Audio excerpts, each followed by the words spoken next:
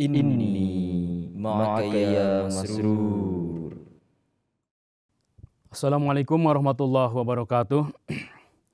Saudara-saudara pemirsa MTA tercinta di mana saja Anda berada, selamat berjumpa kembali dengan saya Rahmat Hidayat dalam program Seruan Khalifah. Dalam program kita insya Allah akan membahas lebih mendalam isi dan juga khutbah-khutbah dan pidato-pidato Hadrat Khalifatul Masih Al-Khamis Aidam Aziz yang beliau sampaikan dalam banyak sekali kesempatan. Insya Allah pada kesempatan ini kita akan melanjutkan kembali pembahasan poin-poin penting khutbah Jumat yang disampaikan oleh Sayyidina Amirul Mukminin Hadrat Mirza Masroor Ahmad Khalifatul Masih Al-Khamis Aidam Aziz yang beliau sampaikan pada tanggal 22 April 2022 di Masjid Mubarak Islamabad, Tilford, UK.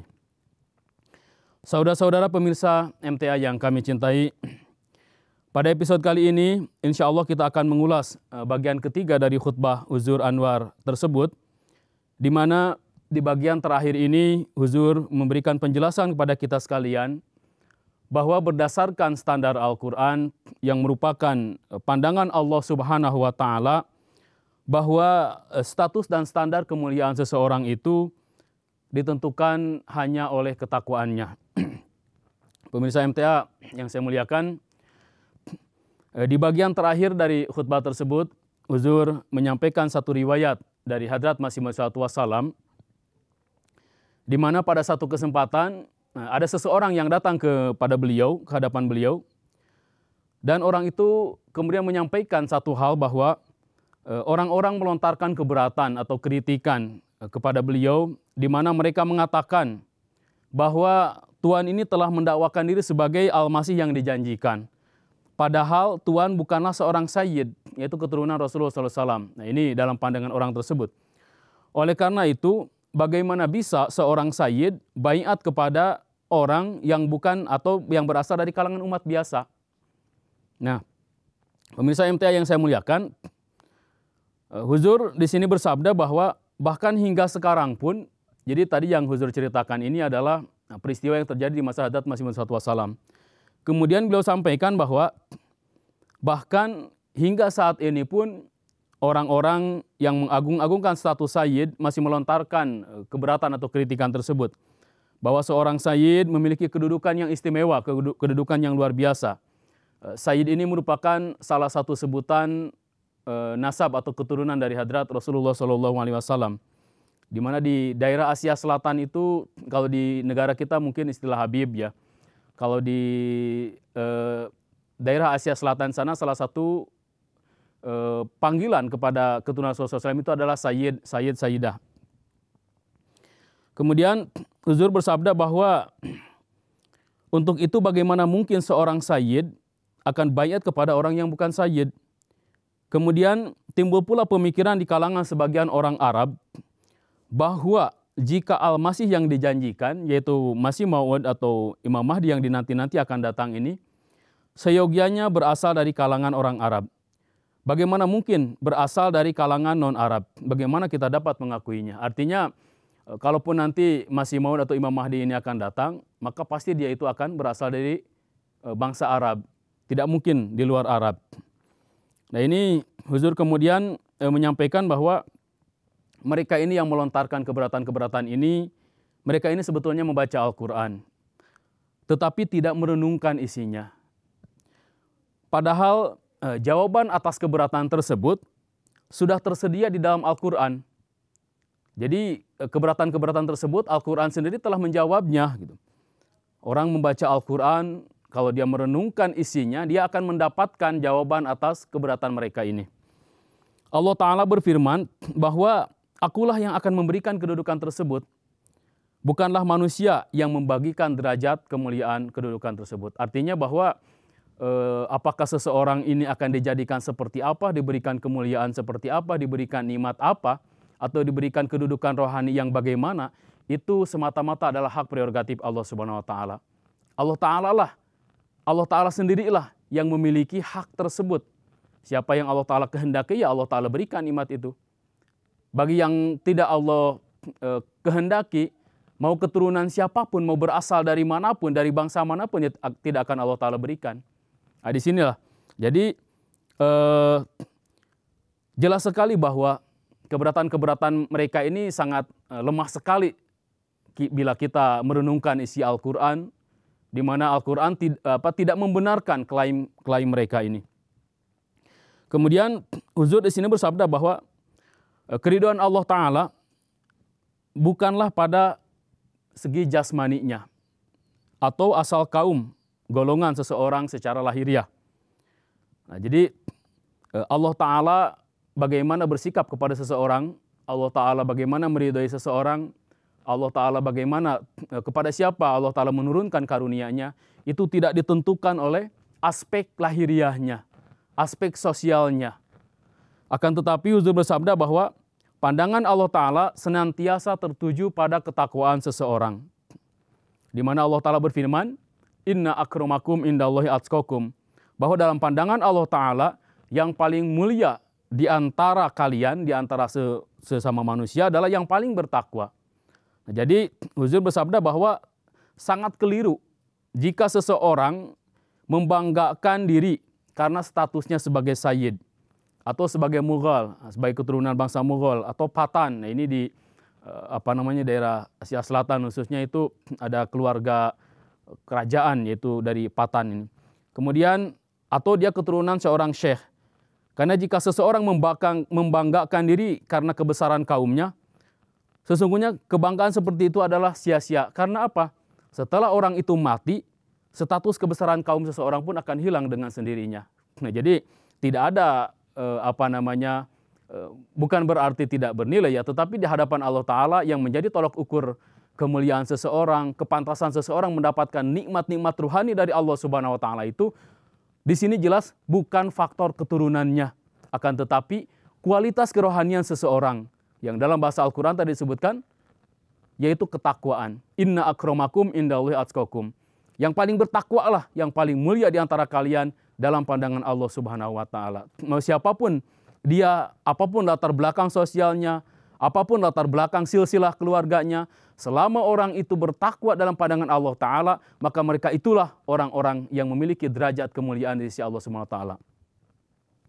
Kemudian Huzur di sini menyitir satu riwayat di mana bahkan Hadrat Rasulullah SAW sendiri pun bersabda kepada Hadrat Fatimah radhiyallahu taala anha, di mana beliau bersabda, "Wahai Fatimah, jangan engkau membanggakan diri dengan statusmu sebagai putri Rasul. Dalam pandangan Allah Ta'ala, status seseorang tidak bernilai apa-apa. Derajat kedudukan yang menjadi penentu adalah dari sisi ketakwaan." Ketika untuk seorang Hadrat Fatimah saja diperintahkan demikian oleh Rasulullah SAW, maka siapa lagi orang yang masih bisa membanggakan status keturunannya? Kita tahu bahwa Hadrat Fatimah ini adalah putri Rasulullah SAW yang paling dikasihi oleh Rasulullah SAW. Dan kita tahu bagaimana kedudukan Hadrat Fatimah ini di kalangan kaum muslimin. Sangat tinggi sekali. Akan tetapi, meskipun demikian, meskipun beliau ini adalah seorang putri baginda Rasulullah SAW, beliau juga merupakan istri dari sahabat besar Rasulullah SAW, yakni Hadrat Ali radhiyallahu taala anhu, seorang khalifah Rashidah yang keempat, yang terakhir. Akan tetapi Rasulullah mengatakan bahwa engkau, wahai Fatimah, jangan bangga dengan status engkau itu. Karena dalam pandangan Allah Ta'ala, status engkau itu tidak ada apa-apanya. Yang akan menentukan mulia atau tidaknya engkau, layak atau tidaknya engkau dalam pandangan Allah Ta'ala adalah ketakwaan engkau. Nah, ini sangat luar biasa sekali. Mungkin timbul pertanyaan, Allah Ta'ala sendiri sudah berfirman bahwa Allah Ta'ala menjadikan manusia itu apa? Berbangsa-bangsa, bersuku-suku. Lalu kenapa harus begitu? Huzur di sini menyampaikan bahwa suku bangsa atau kabilah itu hanyalah merupakan identitas dan juga untuk memenuhi pengaturan-pengaturan administrasi seseorang secara duniawi. Ya, artinya untuk membedakan satu bangsa dengan bangsa yang lainnya, ya tentu diperlukan ada status suku bangsa ini. Tetapi dalam hal kerohanian, status suku bangsa ini tidak ada artinya sama sekali. Huzur bersabda bahwa ketakwaanlah yang memberikan ketinggian derajat kepada seseorang. Bahkan Huzur di sini mengajak kita untuk berpikir mengajak kita untuk merenung. Seandainya ada seorang sayyid, yaitu di antara anak keturunan Rasulullah SAW, kemudian dia masuk ke dalam agama Kristen. Setelah masuk menjadi seorang Kristiani, dia melontarkan cacian terhadap baginda Nabi Muhammad SAW. Selain itu juga dia bersikap lancang kepada hukum-hukum syariat yang telah Allah Ta'ala turunkan. Lalu apakah ada yang berani mengatakan bahwa orang tersebut dikarenakan dia ini adalah seorang sayyid, seorang anak keturunan Rasulullah SAW, dia pasti akan mendapatkan najat atau keselamatan. Dan Allah Ta'ala akan memberikan najat keselamatan kepadanya dan akan memasukkannya ke dalam syurga. Padahal kita tahu dia meninggalkan Islam, berbalik mencaci maki Rasulullah SAW misalkan, bahkan menentang hukum-hukum syariat Islam. Nah, dengan kondisi seperti itu, apakah masih ada yang berani mengatakan bahwa karena statusnya ini sebagai sayyid lalu dia akan mendapatkan najat atau keselamatan dari Allah Ta'ala? Padahal Allah Ta'ala sudah berfirman dalam Al-Quran, Inna dina indallahil Islam. Bahwa dalam pandangan Allah Ta'ala, agama yang benar, yang menjadi sarana untuk mendapatkan najat atau keselamatan bagi setiap manusia itu hanyalah Islam. Jadi jika ada di antara keturunan Rasulullah yang menjadi Kristen atau yang menjadi Yahudi, yang memeluk Hindu Arya dan sebagainya, maka dalam pandangan Allah Ta'ala, orang seperti itu tidak pantas untuk mendapatkan kemuliaan. Allah Ta'ala telah mengangkat keistimewaan status pribadi berdasarkan suku, bangsa, dan kelompok jasmani seseorang, karena status kebangsaan ini adalah untuk pengaturan dan identitas di dunia. Tadi sudah disampaikan juga bahwa agar administrasi kependudukan dan sebagainya ini tertib, sehingga diperlukan adanya status ini. Namun Huzur bersabda bahwa kami telah merenungkannya secara matang. Kami telah merenungkannya secara mendalam. Bahwa yang menjadi penyebab terpandangnya kedudukan seseorang di hadapan Allah Ta'ala adalah ketakwaannya. Barang siapa yang bertakwa, maka ia akan masuk surga. Allah Ta'ala telah memutuskan dalam ayat yang tadi ditilawatkan, Inna akramakum indallahi atqakum. Dalam pandangan Allah Ta'ala, yang termulia di antara kalian adalah yang paling bertakwa. Ini satu bukti bahwa keberatan orang-orang yang menyampaikan kritikan kepada Hadrat Masih Maud SAW bahwa engkau ini bukan sayyid. Menurut mereka engkau ini bukan sayyid. Bagaimana mungkin engkau akan mendapatkan nikmat kerohanian yang begitu tinggi menjadi Imam Mahdi, menyandang status Al-Masih yang dijanjikan. Dan bagaimana mungkin orang-orang yang memiliki status sayyid akan biat kepada engkau. Nah ini jadi Huzur di sini telah menyampaikan bahwa derajat kemuliaan seseorang itu tidak dinilai dari sajare nasab atau keturunannya.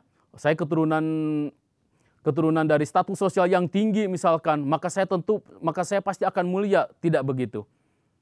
Tidak menjamin bapaknya, orang tuanya seorang alim, seorang ulama besar, anaknya pun akan menjadi ulama besar. Tidak ada jaminan sama sekali. Pemirsa MTA yang saya muliakan, kemudian bukti kedua yang diketengahkan oleh Huzur di sini dalam khutbah ini adalah Huzur bersabda bahwa kemudian dia berfirman, Innama yataqabbalullahu minal muttaqin. Bahwa amalan dan doa orang-orang yang bertakwalah yang diterima Allah Subhanahu wa Ta'ala.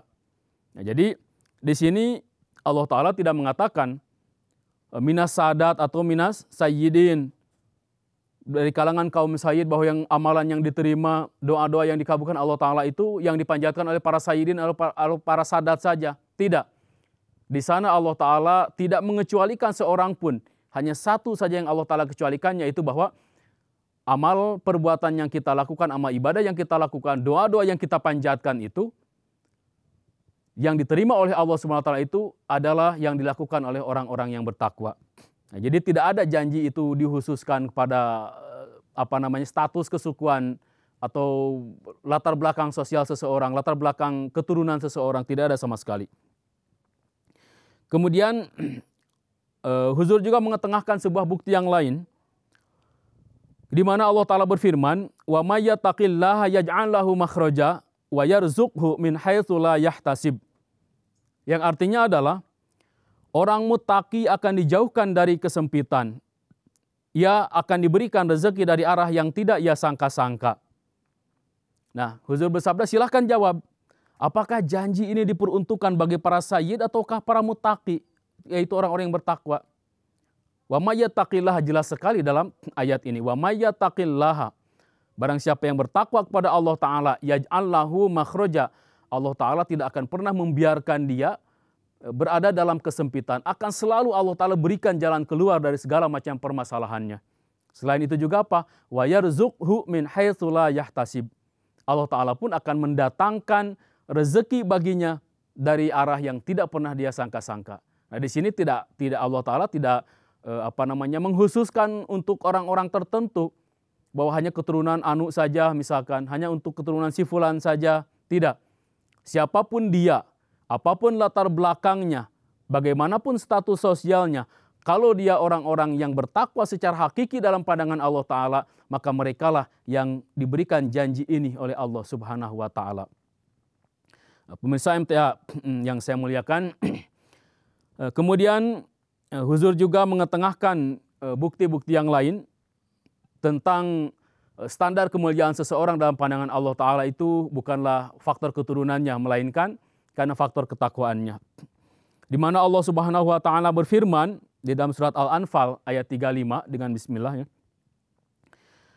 In awliya'uhu illal muttaqun, bahwa para mutaqilah yang merupakan wali atau kekasih Allah Subhanahu wa Ta'ala. Huzur bersabda bahwa janji tersebut pun tidaklah diperuntukkan bagi para sayyid. Kalau para sayyid itu bertakwa dalam pandangan Allah Ta'ala, maka tentu janji ini pun akan sampai kepada mereka penggenapannya. Atau orang dari suku bangsa manapun, keturunan siapapun, kalau dia bertakwa secara hakiki dalam pandangan Allah Subhanahu wa Ta'ala, maka dia pun akan menjadi kekasih-kekasih Allah Subhanahu wa Ta'ala. Huzur bersabda, lalu martabat apa lagi yang lebih besar dari wilayat atau menjadi kekasih Allah Subhanahu wa Ta'ala? Seorang muttaqilah yang mendapatkannya. Sebagian menyatakan wilayat lebih tinggi dari nubuat dan berkata bahwa wilayat kenabian lebih tinggi dari kenabiannya. Wujud seorang nabi sebenarnya merupakan kumpulan dua hal, yakni nubuat dan wilayat. Dengan perantaraan nubuat, seorang nabi memberikan hukum-hukum dan syariat kepada makhluk, sedangkan wilayat menegakkan jalinannya dengan Allah Ta'ala. Nah, jadi jelas bahwa tadi sudah disampaikan bahwa status seseorang, artinya derajat kerohanian seseorang, dalam hal ini mereka yang berhak menyandang sebagai status kekasih Allah Subhanahu wa Ta'ala, wali-wali Allah Subhanahu wa Ta'ala, orang-orang yang sangat dekat dan didekatkan dengan Allah Subhanahu wa Ta'ala, yang menentukan itu adalah ketakwaannya. Semakin tinggi derajat ketakwaan seseorang, maka semakin besar kesempatan orang tersebut menjadi kekasih Allah Subhanahu wa Ta'ala. Hadirin pemirsa MTA yang saya cintai, kemudian selanjutnya Huzur menyampaikan salah satu bukti yang lain juga, bahwa dalam pandangan Allah Ta'ala, status kemuliaan seseorang itu diukur melalui status derajat ketakwaannya. Huzur bersabda, selanjutnya Allah Ta'ala berfirman, Zalikal kitabu la raiba fi hudalil muttaqin, bahwa itulah kitab yang tiada keraguan padanya, merupakan petunjuk bagi orang-orang yang bertakwa. Surat Al-Baqarah ayat yang ketiga. Dalam ayat ini Allah Ta'ala tidak berfirman hudal lisayyidin atau hudal lisayyidat, petunjuk bagi kaum sayyid atau kaum sayyidat saja, tidak. Tetapi Allah Ta'ala jelas di sana menyatakan Al-Quran pun akan memberikan manfaat yang maksimum hanya kepada orang-orang yang bertakwa. Nah, ini menarik sekali. Dalam menafsirkan surat Al-Baqarah ayat ketiga ini, pembahasan dari Hadrat Masih Maud SAW itu sangat luas sekali, sangat luar biasa sekali. Bagaimana ketakwaan yang dimaksud di sini, bagaimana petunjuk yang dimaksud di dalam ayat ini.